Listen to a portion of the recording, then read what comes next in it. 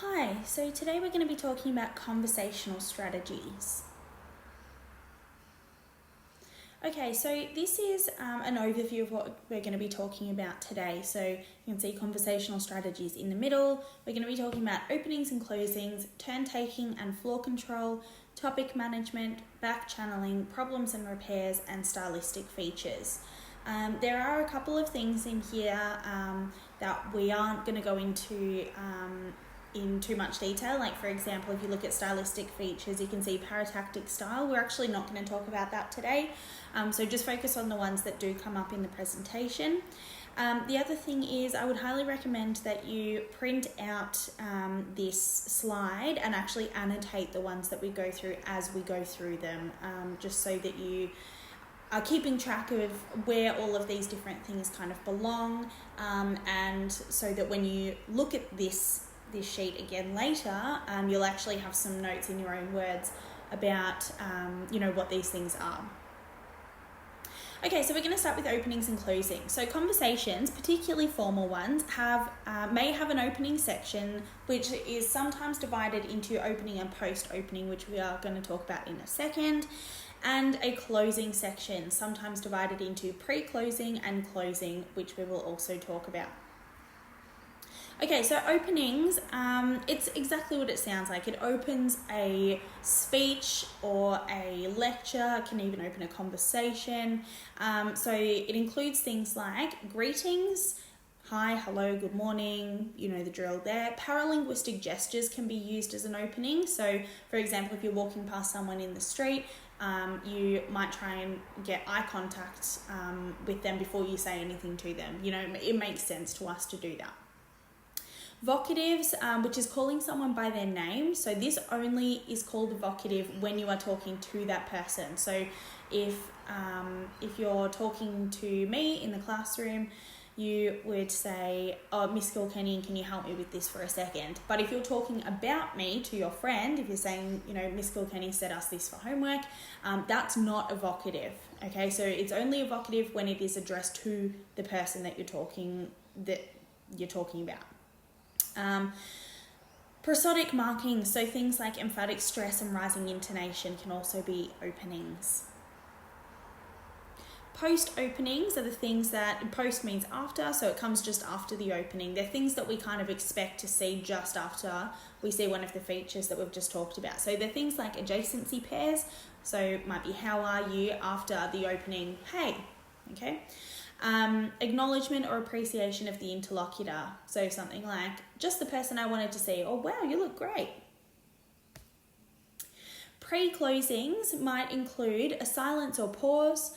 Paralinguistic features like looking around, checking a watch, those are indications to the other person in the conversation that you need to wrap it up, so that's why it's considered a pre-closing.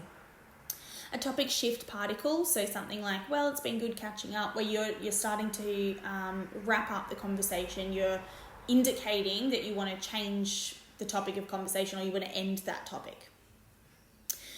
Indicating conditions or commitments, so things like, well, it's getting late, I've got to go before the traffic gets bad. An apology, so sorry, I've got to run. Acknowledgement or appreciation, like it was great to see you. And a planning for a continuation of the relationship. So I'll see you on Wednesday, or, so let's plan that dinner kind of thing. And then we have closings. So they include farewells, goodbye, see ya, good evening, so pretty standard. Vocatives again, good night, Alan. Prosodic marking, like falling intonation, so when you drop the intonation down, like I just did then at the end of a sentence, it indicates, particularly in formal speech, it indicates that the utterance is finished. Paralinguistic features like nodding and waving goodbye and that kind of thing as well. Okay, turn taking and floor control. So floor control, when we're talking about floor in terms of linguistics, we mean whose turn it is to speak. So currently, I have the floor right now because I'm speaking and you're listening. If you go and see a comedian, the comedian has the floor and the audience is just listening. Okay, so that's pretty clear when it's a a speech or a lecture or a presentation sort of role. But if you think about a conversation, you automatically know that it's rude, for example, to talk over the top of someone, and that's because they have the floor, and if you're going to try and take the floor from them, it's considered quite rude to do that. And then turn taking is the process of exchanging the control of the floor between participants. So turn taking is how it's the process of exchanging or handing over or trying to take the floor. So here are some strategies for floor management. So the first one is taking the floor, and the way that people can do this, how they can take the floor, is through paralinguistic features like leaning forward or coughing, just indicating through your body language that you want something to say. It could be something like putting up your hand in a class. Introductory discourse particles, so things like well, so, yeah, and okay. Pause fillers like and ah. Okay, so be very careful with pause fillers. Most often people use them to fill space because they're thinking of what they need to say next, or they've forgotten what they're about to say or whatever. Pause fillers being used to take the floor are used consciously on purpose. So it's kind of a way to indicate, like if two people are having a conversation and you want to get involved in it, you're not going to launch into your sentence straight away. You want to say like, and then, they might hopefully give you the floor, and then you can say what you want to say. So be very careful. Just because you see a pause filler does not mean that it's always it's always someone trying to take the floor. Most often it's done unconsciously, but it can be used to take the floor if it's done on purpose. So yeah, just be aware. Prosodic features like raised volume and pitch and so on. So typically raised volume in particular is quite an aggressive way of trying to control the floor and take the floor. So you might see that in arguments, for example. False starts. So they give the speaker time, the current speaker, time to back off if the other participants do not relinquish the floor. So this is when someone is already speaking. You might go, start your sentence a couple of times, because you're not going to start speaking while people aren't listening. So it's an indication that you've got something to say. And then the last one is repetition or rephrasing in case the audience missed what you said the first time due to overlapping speech. Okay, so the next strategy for floor management is holding the floor. So this is when you are speaking or the interlocutor is speaking and they, have quite a lot to say, or they've got a certain thing that they want to say. These are things that they can do to make sure that other people don't start talking, and that they can hold the floor and maintain the floor. So again, pause fillers only if they're used for a particular purpose. Repetitions or rephrasings. Prosody, so continuing intonation, vowel lengthening, high rising terminal, so that is exactly what I did just then when I said terminal. It's going up at the end of an utterance, exactly like I did just then, and that indicates that the speaker is not yet finished speaking. It sounds to the audience like there's something else that's going to be coming afterwards. Conjunctions, and, so, but, because, so automatically that indicates to the listener that there's something else coming. They're going to develop on that topic a little bit more, and that will allow them to hold the floor. And paralinguistic features like intake of breath. And then we also have passing the floor. So we've talked about how you can take the floor and maintain the floor, but when you're finished, the interlocutor is finished with the utterance, they want to pass the floor back to someone else. So it can be things like interrogative, so asking someone a question, that passes the floor to someone else. Prosody, so things like rising or questioning intonation, falling intonation can be used to pass the floor to show that they're finished speaking. Vocatives can be used to pass the floor particularly with a questioning intonation. So you might, make your sentence and then say, Tim, okay? And then that indicates to Tim that it's his turn to make a comment on whatever's being discussed. A long pause. Paralinguistic features like looking at someone expectantly, sighing, laughing, and concluding particles like, so, yeah. Okay, topic management. So topic management is how the main subject of the discourse is controlled. Every discourse has a central idea or topic which gives coherence and structure to the conversation.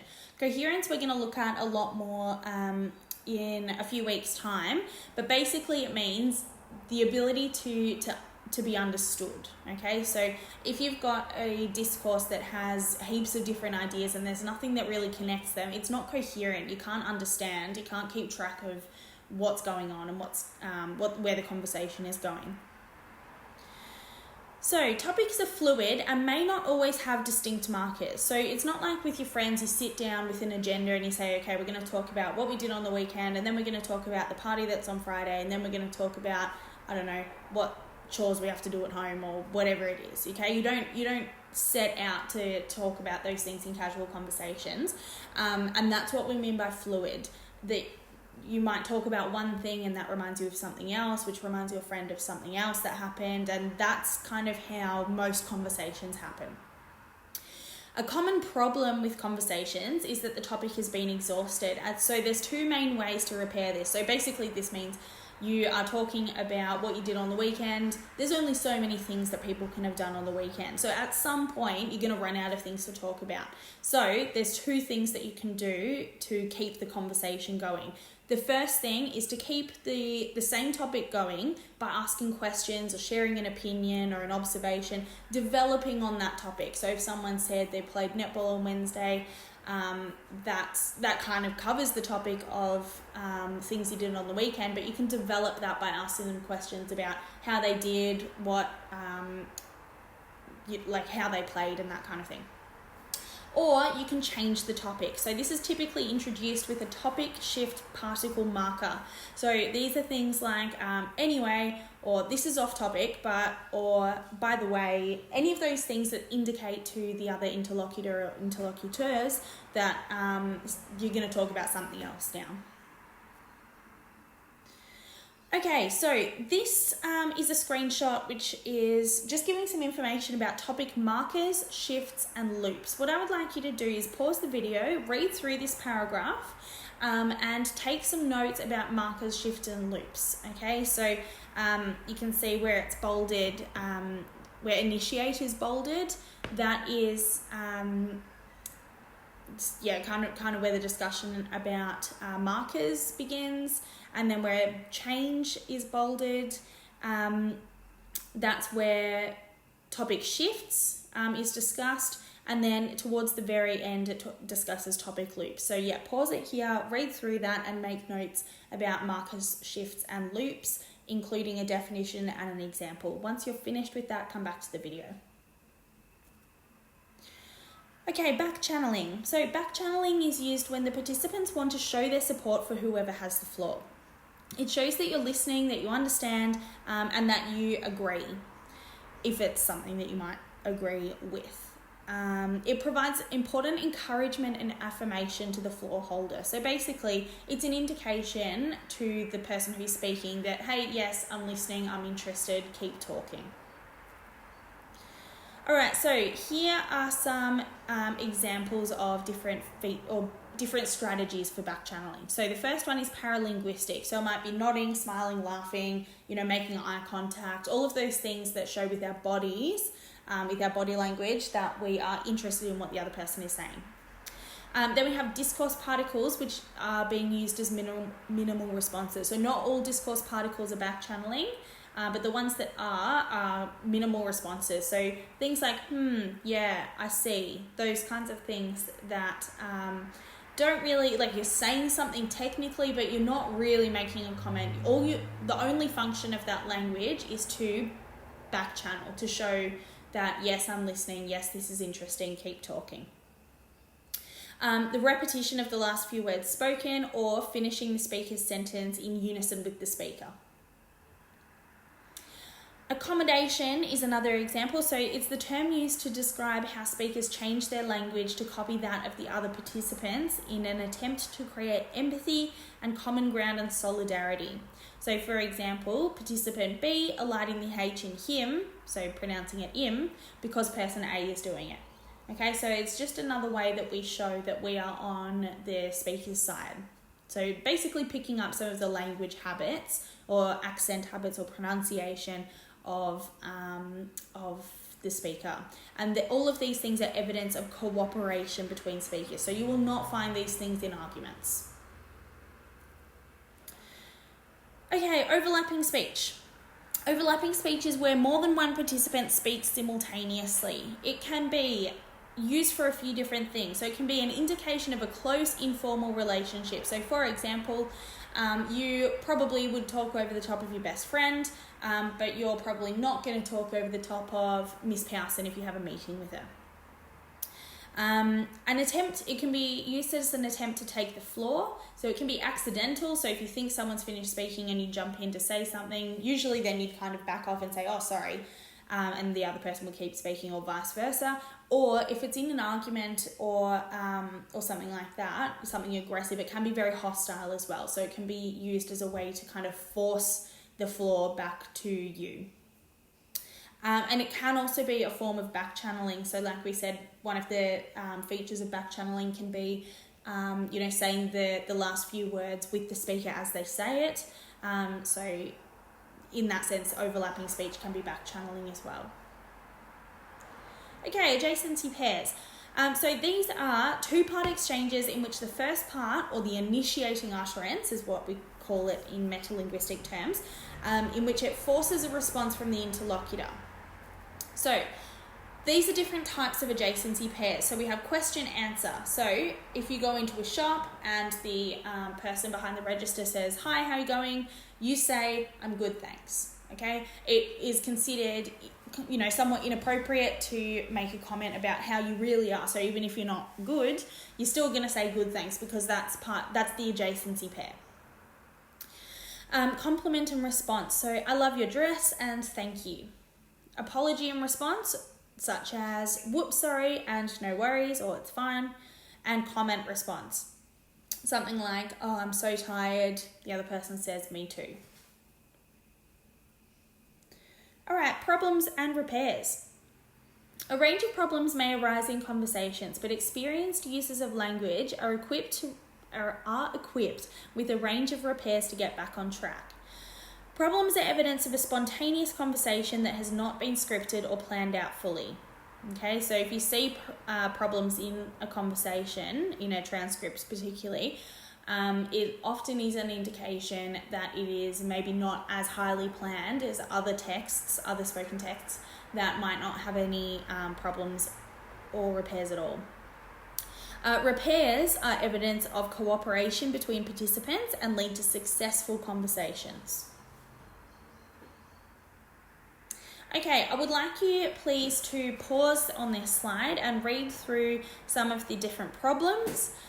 So here we've got awkward silence, overlapping, offence, misunderstanding and embarrassment or loss of face. And then we have some of the causes for those problems and some of the possible repairs that could be used to fix that. So just have a read through those and make some notes about the different problems and repairs that can exist in conversations. Okay, interrogative tags are markers attached to the end of declarative sentences to indicate that the speaker is looking for back channeling or feedback or a response. So the use of interrogative tags can be a few different things. So for example, it could be to check facts. So saying something like, oh, you're coming tonight, aren't you? So that aren't you at the end, that's the tag on the declarative sentence. So you're coming tonight. It basically says, here's what I think. Am I right? Let me get your opinion on if that's correct, if that fact is correct or not. It can be used to elicit back channeling. So something like, it's very cold today, isn't it? So that can be, a way of looking for approval or looking for cooperation with the other speaker. Can be used to express uncertainty. So it's not that bad, is it? And then that also gives the other interlocutor a chance to put out their own opinion about whatever's happening. And it can be used to hedge as well. So basically meaning to soften the impact of what you're saying. So if you make a statement about something, you can put an interrogative tag on the end of it to show that you don't necessarily think you're 100% right. Okay, so if we look at the check facts one, that's kind of being used as a hedge as well. All right, non-fluency features. So non-fluency features are any features that indicate the conversation is spontaneous or unscripted. So these include voiced hesitations, repetitions and rephrasings, false starts, overlaps, long pauses between turns, and mistakes in production, so mispronunciation, for example. Okay, finally, I would like you to read the text on pages 88 to 92 of your meta-language textbook, so that's the orange one. Once you've read the text, I would like you to complete the questions on page 92. So there's a whole lot. I only want you to complete questions 1, 3, 5, 6, 7, 9, 10, and 11.